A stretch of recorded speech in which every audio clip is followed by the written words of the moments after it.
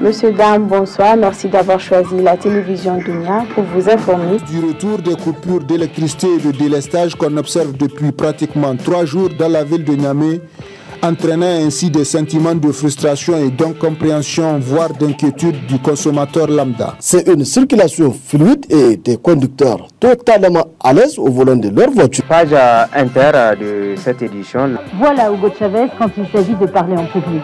Ces déclarations ont fait le tour du monde. Voilà, ici se referme ce journal.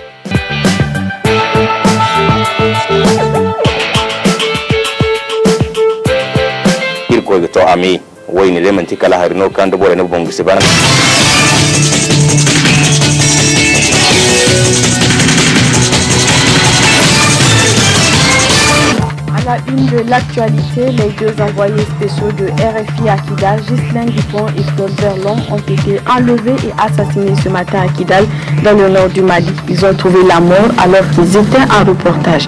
Détail dans cette édition. Suite à ce drame tragique, la presse entière est en deuil. Sous le choc, les journalistes nigériens expriment leur indignation.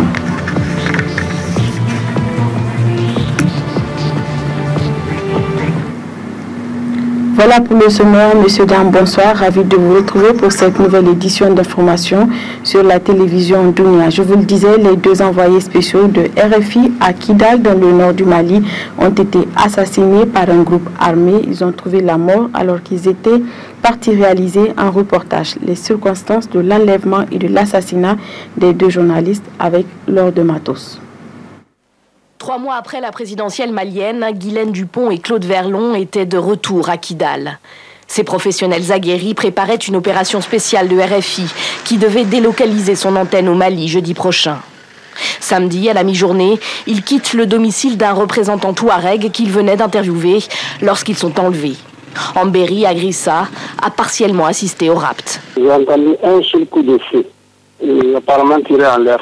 Je n'ai pas pu voir combien ils étaient, mais plusieurs personnes qui les ont vus ont dit qu'ils étaient 4. Celui que j'ai vu en tout cas ne porte pas de signes extérieurs qui permettent de l'identifier comme appartenant à une organisation donnée. Ces hommes en armes parlent tamashek, la langue des Touaregs. Ils embarquent la reporter et son ingénieur du son dans un pick-up. Les corps des deux journalistes seront retrouvés moins de 2 heures plus tard à une douzaine de kilomètres à l'est de Kidal. C'est une patrouille française qui a découvert leurs dépouilles. Mais les militaires n'auraient ni vu ni affronté les meurtriers. Des soldats maliens, des casques bleus de la MINUSMA étaient aussi partis à leur recherche. La région de Kidal échappe encore largement au contrôle de Bamako. Le gouvernement malien a immédiatement réagi et présenté ses condoléances aux familles des victimes et à la France. L'Élysée a organisé une réunion de crise ce dimanche matin pour tenter d'établir les circonstances de cet assassinat. C'est un double crime. C'est un crime contre des personnes qui, je le répète, ont été froidement assassinées dans des conditions odieuses. Mais c'est aussi un crime contre la liberté d'informer et d'être informé. Les dirigeants de RFI ont aussi été reçus par François Hollande. La rédaction de la radio est traumatisée, mais ne compte pas cesser de travailler au Mali. Nous allons continuer à couvrir ces terrains. Ce ne sont pas ces gens-là qui vont nous faire peur. Donc voilà, nous allons poursuivre notre mission. Mais là, c'est vrai que c'est le moment de la douleur, c'est le moment du choc. Plusieurs responsables de RFI sont partis au Mali pour rapatrier les corps de leurs confrères vers la France, peut-être dès lundi. Le deuil de toute une profession, incompréhension et colère, les deux envoyés spéciaux de RFI au Mali, Ghislaine Dupont et Claude Verlon, ont été retrouvés morts à Kidal. Je vous le disais, ils ont été assassinés dans des circonstances troublantes. Et gravité ce matin à l'Élysée. Le président Hollande accompagne sur le perron la présidente de RFI, Marie-Christine Saragosse, la directrice de la rédaction et le chef du service Afrique. Des responsables de presse en deuil et en colère. Sincèrement, ni Ghislaine ni Claude n'étaient des têtes brûlées. Ils n'ont pris aucun risque inconsidéré. 24 heures après l'assassinat des deux journalistes de RFI au Mali, une réunion de crise a eu lieu ce matin à l'Élysée, avec autour du président Laurent Fabius, le ministre des Affaires étrangères, et Christiane Taubira, la ministre de la Justice. Une heure plus tard, à la sortie, Laurent Fabius parle d'un crime odieux, abject et révoltant. Et il donne des précisions sur les faits. À 13h10 exactement, ils ont été kidnappés par un petit commando. Un peu plus tard, leurs corps ont été retrouvés à 12 km exactement de Kidal. Assassinés. Froidement. L'un a reçu 2 balles, l'autre 3 balles. Leurs corps ont été retrouvés à quelques mètres de la voiture qui était fermée à clé et aucun impact de balle n'a été retrouvé sur la voiture. Hier, en début d'après-midi, Ghislaine Dupont et Claude Verlon réalisaient une interview d'un responsable touareg du MNLA dans le centre de la ville de Kidal. Juste après l'interview, devant la maison, ils sont enlevés. Ce responsable du MNLA raconte.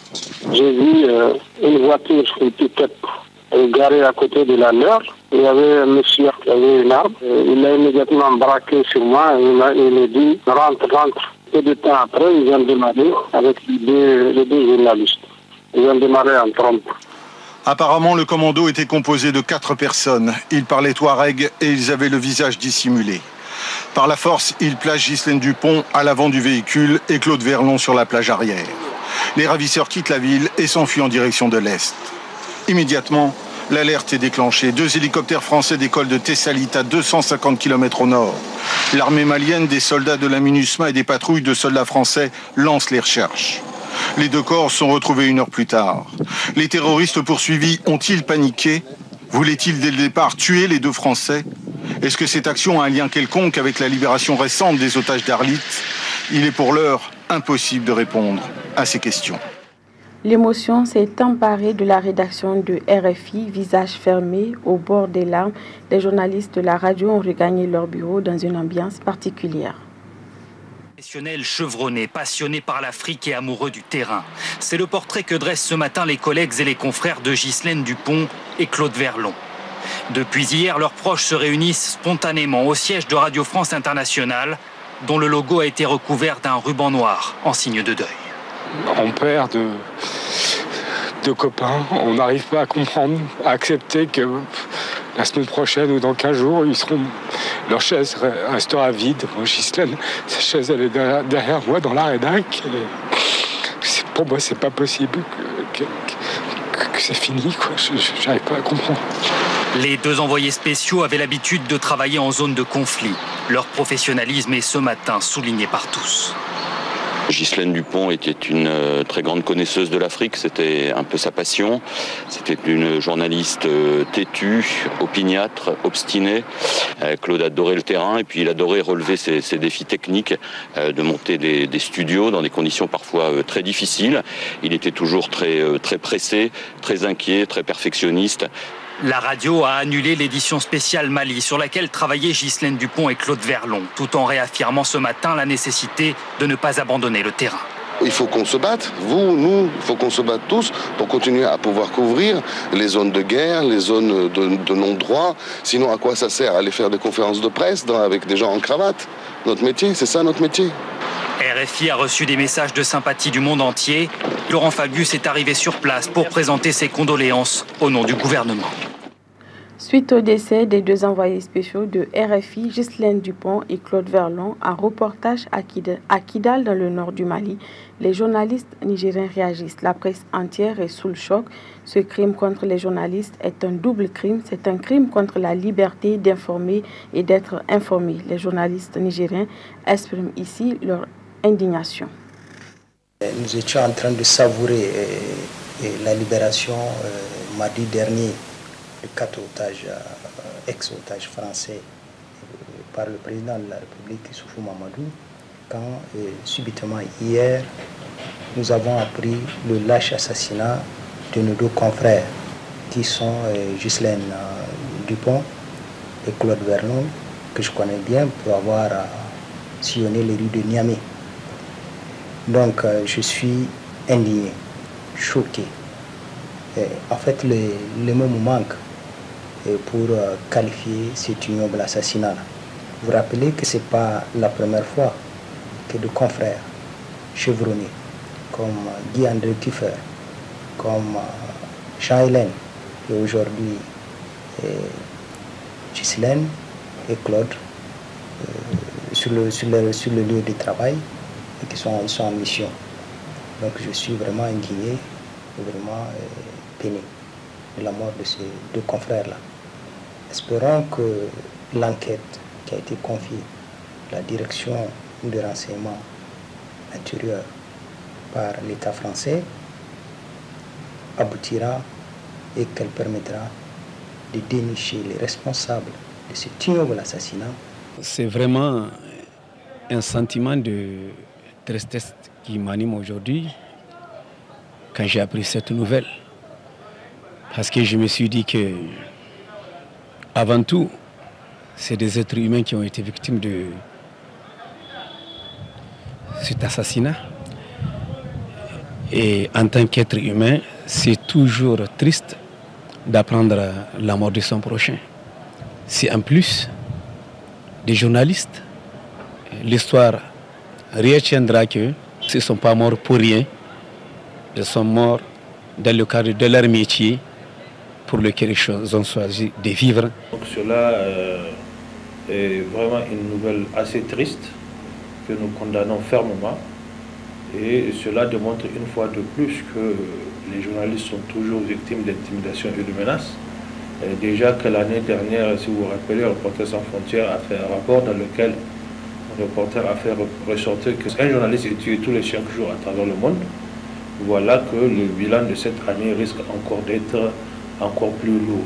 Parce que si ma mémoire est bonne, rien qu'en cette année 2013, on a enregistré en tout cas plus d'une quarantaine de journalistes qui ont été assassinés à travers le monde dans l'exercice de leurs fonctions.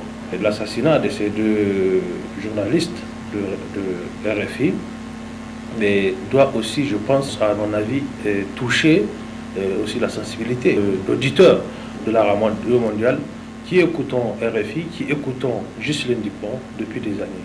Voyez-vous, elle a quitté son pays pour aller au Mali, nous informer. Et en tant que fidèles auditeurs et journalistes, je pense que nous sommes tous concernés, tous touchés par ce crime odieux. Ce drame soulève une question clé. Les journalistes doivent-ils couvrir des zones de guerre, des zones à risque? Ghislaine Dupont et Claude Verlon sont tombés pour la liberté d'informer. La liberté d'informer est précieuse, a rappelé la ministre française de la Culture et de la Communication sur le plateau de France 24. Il faut que nos compatriotes comprennent que c'est grâce à des journalistes qui parfois risquent leur vie ou risquent leur santé, mais c'est grâce à eux si on sait ce qui se passe dans le monde, si on a une image réelle, une image fiable, une image indépendante, des informations sourcées, eh bien c'est grâce à ces journalistes qui ont payé encore cette année un lourd tribut, on le sait en Syrie notamment avec 4 journalistes français disparus, 88 journalistes tués au cours de l'année 2012, mais ils ont une mission essentiel pour une société démocratique, c'est d'aller chercher le réel là où il est, et parfois là où il est, eh bien c'est dangereux, mais c'est ce qui fait la noblesse de leur mission. Et je pense que ils auraient été tous les deux les plus ardents défenseurs de cette mission-là, de continuer cette mission malgré tout, malgré ces périls, malgré cette tragédie barbare. C'est encore une fois, là aujourd'hui, en ce qui concerne Kidal, ce n'était pas une zone où les journalistes étaient interdits, par exemple. Et donc, tout ce qu'ils ont fait dans le cours de ce reportage a été fait dans les règles de l'art, si j'ose dire. Parce que c'était de grands professionnels qui ne prenaient pas de risques inutiles. Ils allaient chercher une vérité dans une zone, au Nord Mali, qui recèle encore beaucoup de choses. Il y a encore beaucoup de choses à nous dire. Donc, ils accomplissaient une mission essentielle. Et ça doit pouvoir continuer. Vous savez, certains appellent ça de l'imprudence, il faut appeler ça du courage et de la conscience professionnelle. Les condoléances de l'ensemble du personnel du groupe de radio et télévision Dunia à RFI et l'ensemble de la presse. Cela dit, une éclipse solaire a eu lieu au Niger. Aujourd'hui, elle était visible aux environs de 12h43 à Niamey. Elle a pris fin aux environs de 15h46. Ce phénomène a attiré la curiosité de la population. C'est un reportage de Idi Maman Siraj. C'est aux environs de 12h43 heure locale qu'a débuté l'éclipse solaire de ce dimanche 3 novembre 2013. Un phénomène qui a intéressé une grande partie de la population de Niamey qui a pris d'assaut les pharmacies pour se procurer les lunettes spéciales éclipse solaire. Des lunettes qui à un moment étaient complètement vendues par les pharmaciens. Il y a eu un engouement, mais c'est à la dernière minute vraiment que cet engouement a vraiment pris son effet. Parce que depuis une semaine qu'on est en train de parler d'éclipse solaire, de lunettes pour observer l'éclipse, on n'a pas vu d'affluence. Mais les 2 derniers jours, effectivement, il y a eu un très fort engouement. Non, actuellement, malheureusement, on a épuisé notre stock. Parce que comme on n'a pas su évaluer le degré d'intéressement des gens, on n'a pas commandé beaucoup de lunettes. Parce que c'est un événement spécial, ça n'arrive qu'une fois. On a eu peur d'avoir des invendus sur le bras, donc on était obligé de retourner le reste du stock. Les grands comme les petits, tous rivalisaient d'ardeur pour observer ces phénomènes qui risquent de prendre du temps avant de se reproduire encore. Elle a une forme de lune. Il y a du noir tout autour. Puis, très joli. On est venu acheter, je n'ai pas eu Edunia à m'apprêter pour regarder. Je regarde l'éclipse. Je trouve ça merveilleux. Je vois le soleil où à l'intérieur il y a un peu de... où à l'intérieur il y a le noir. J'ai fait ça, on m'a envoyé. Oui, justement. Vous allez faire quoi avec ça? Ce qu'on m'a envoyé, je crois que c'est... On m'a envoyé pour payer ça. C'est pour les enfants. C'est pour les enfants. Là, vous ne regardez pas les clips? Ah non. C'est pas intéressant pour vous bien? Non, c'est intéressant. Pourquoi vous ne regardez pas? Arrivé à la maison, je vais regarder. À défaut de lunettes spéciales éclipse solaire, l'on ne peut s'empêcher de regarder les phénomènes avec les moyens de bord et ce, malgré le risque que cela comporte. Non, avec ça, là, ça fait rien. Parce qu'on ne peut pas l'avoir sans regarder avec de lunettes ou bien des clichés. Là, on a cherché ça aujourd'hui, c'est le dimanche. Donc les pharmacies sont fermées. C'est à cause de ça qu'on a trouvé ça, on regarde aussi avec ça. Normalement, je vois ça très clair. Je voyais la ligne, qui a une cercle rouge. Et si j'enlève ça, je ne vois rien. Je ne connais pas, je n'ai aucune idée de les conséquences que ça peut faire. Je ne connais pas. Seulement, je sais que j'ai en train de regarder avec cliché, je vois ça net. L'éclipse qui a été visible sur l'ensemble du territoire nigérien a pris fin aux environs de 15h46 à Niamey. Bien qu'elle ait suscité l'engouement et la curiosité de beaucoup de personnes, beaucoup d'autres ne s'en sont même pas rendus compte et vaquaient tranquillement à leurs occupations. Politique à présent avec la déclaration ce matin du bureau politique du Parti nigérien pour l'autogestion PNA à Loma. Une déclaration relative à la mort des 92 migrants morts dans le désert alors qu'ils cherchaient à rejoindre l'Algérie. Le bureau politique déplore ce drame et salue la décision du gouvernement de fermer les camps clandestins à Agadez. La teneur avec Al-Haji Yahya Garba, secrétaire général du parti. Suite au communiqué du gouvernement du jeudi 31 octobre 2013, qui fait état d'un drame survenu suite à une panne de camion transportant des migrants en direction de Tamaracet en Algérie, avec le bilan suivant, 92 morts, dont 52 enfants, 33 femmes, 7 hommes. Le bureau politique national du PNA Al-Oumma, profondément touché par cette catastrophe, présente au nom de tous ces militants et militantes ses condoléances attristées aux familles éplorées. À cet effet, nous appelons tous les militants et toutes les militantes à prier pour le repos des âmes des disparus. Le bureau politique national du PNA Al-Oumma salue la courageuse décision du gouvernement de fermer immédiatement tous les camps clandestins appelés localement ghetto d'Agadez et de sanctionner tous les acteurs de ce trafic humain. Par ailleurs, le bureau politique national du PNA Al-Oumma déplore l'événement tragique survenu au Mali avec la mort des 2 journalistes, Ghislaine Dupont et Claude Verlin, du PNA Al-Oumma, présente ses condoléances attristées à la grande famille de la presse et aux familles respectives des journalistes. Le bureau politique national du PNA Al-Oumma a aussi apprécié positivement la gouvernance nigérienne, particulièrement au cours de cette première moitié du mandat du président de la République, son Excellence Issou Mahamadou, et exprime toute sa satisfaction à ce sujet.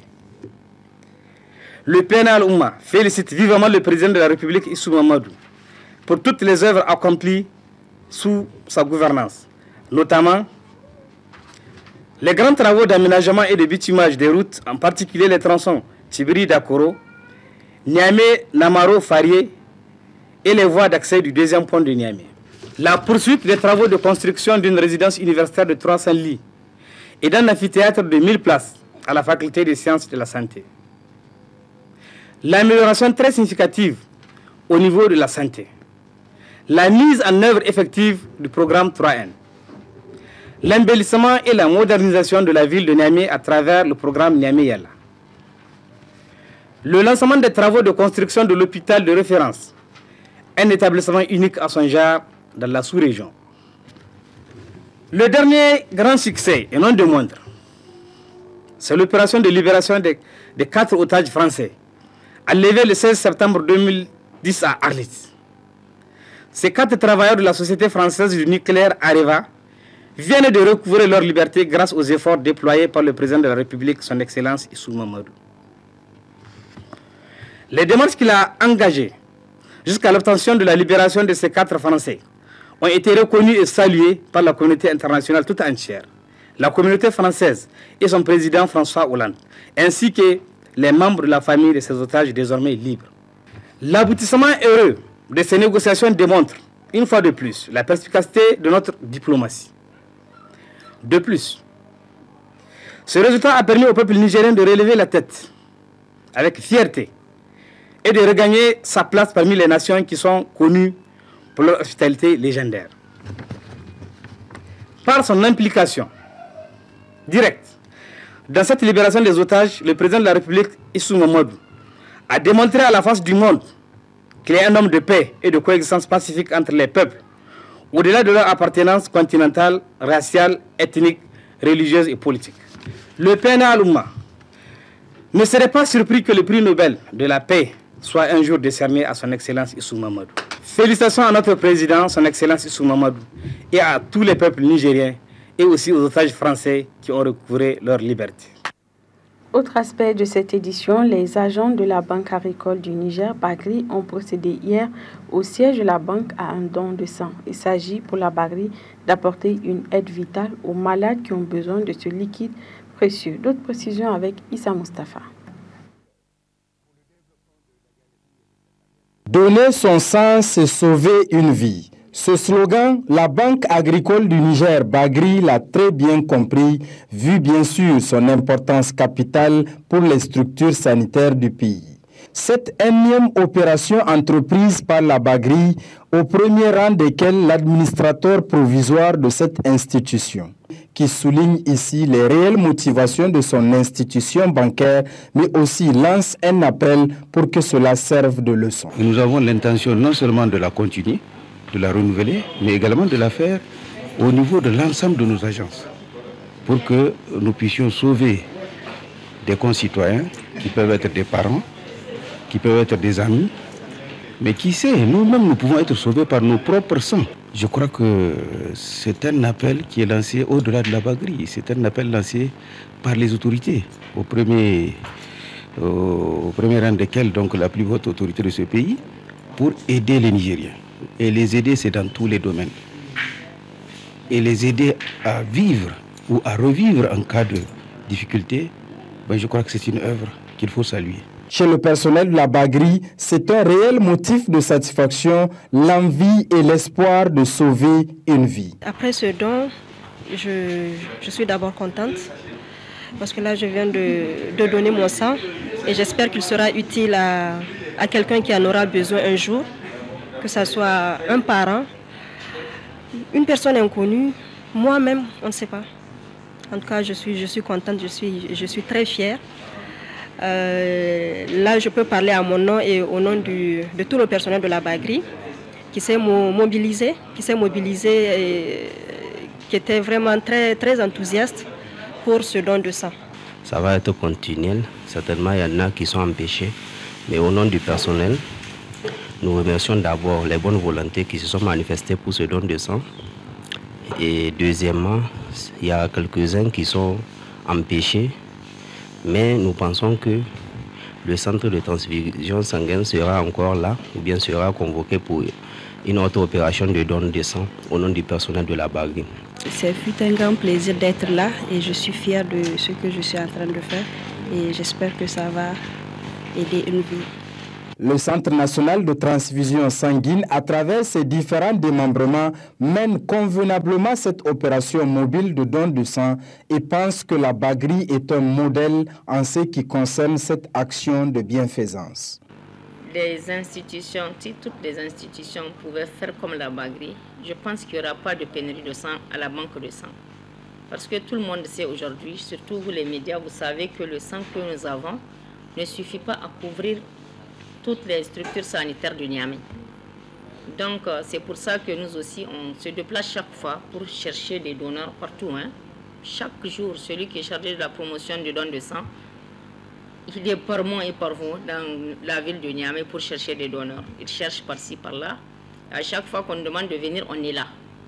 Donc, l'appel que j'ai à lancer à toutes les institutions, c'est de faire comme la Bagri. Au-delà de ces différentes prestations de services et autres produits qu'offre la banque, la Bagri a pensé une fois de plus à l'état de santé du Nigérien en donnant du sang, qui va contribuer sans nul doute à sauver plus d'une vie. Autre aspect de cette édition, ouverture à Dosso de la deuxième session ordinaire du Conseil national de la jeunesse nigérienne. Une session qui vise à faire le bilan des travaux exécutés et mener des réflexions sur la vie des jeunes au Niger. Compte rendu, Murtala Zobehou et Seniyaï. Organe consultatif servant de trait d'union entre la jeunesse et ses partenaires ainsi que les dirigeants, le Conseil national de la jeunesse nigérienne prend à ce titre une réflexion autour de l'actualité, mais aussi l'avenir de la jeunesse nigérienne.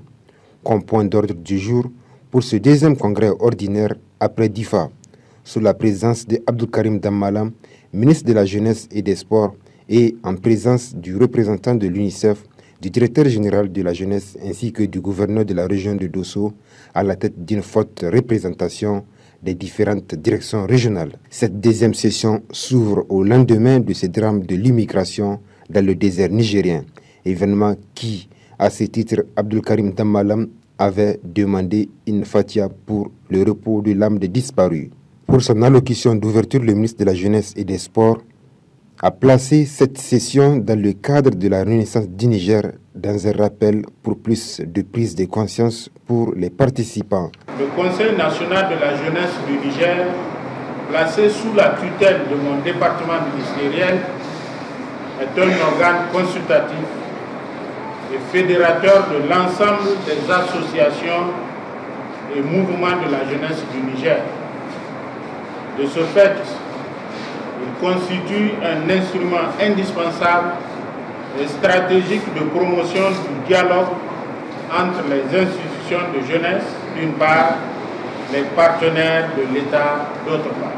Le Conseil national de la jeunesse du Niger, qui est de nos jours animé par des jeunes et pour les jeunes, a atteint son âge de maturité, comme en témoignent les résultats, tant en matière de promotion de l'emploi des jeunes et des activités socio-éducatives, en matière de protection des jeunes et de renforcement de leurs capacités conceptuelles et opérationnelles.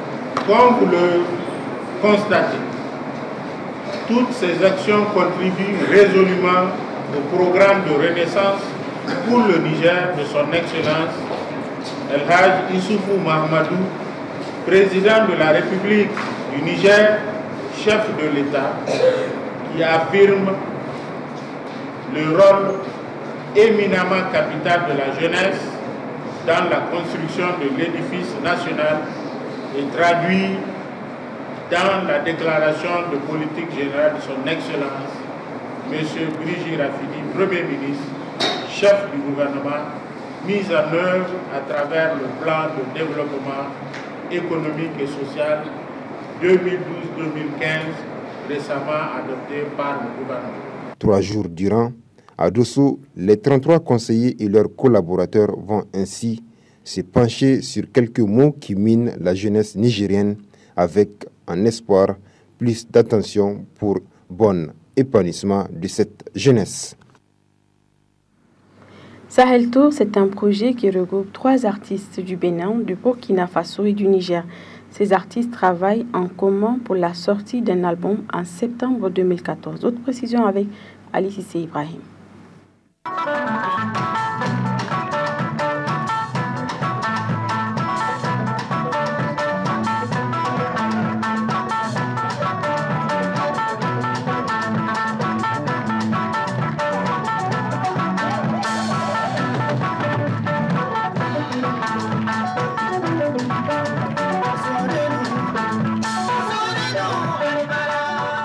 La scène du centre culturel Jean Rouch de Niamey a été utilisée hier pour la présentation du projet Sahel Tour, qui est composé de 3 artistes dont Boubé Ardegalo du Niger, Koudi du Bénin et Diko Fils du Burkina Faso. Mais avant la prestation du groupe composé de 3 nationalités, Taf Lagaf avait égayé le public avec des chansons de rap au contenu assez rebelle.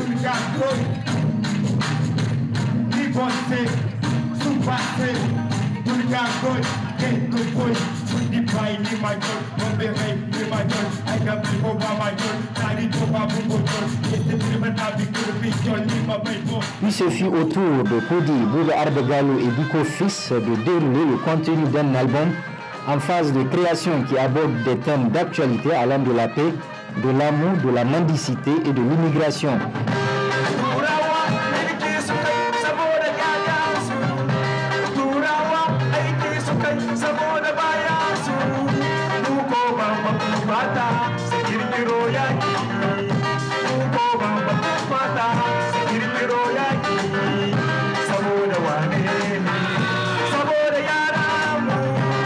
Pendant presque 1 heure, le public a été tenu en haleine par ces artistes pétris de talent qui, chose rare, jouent de tous les instruments qui composent un orchestre.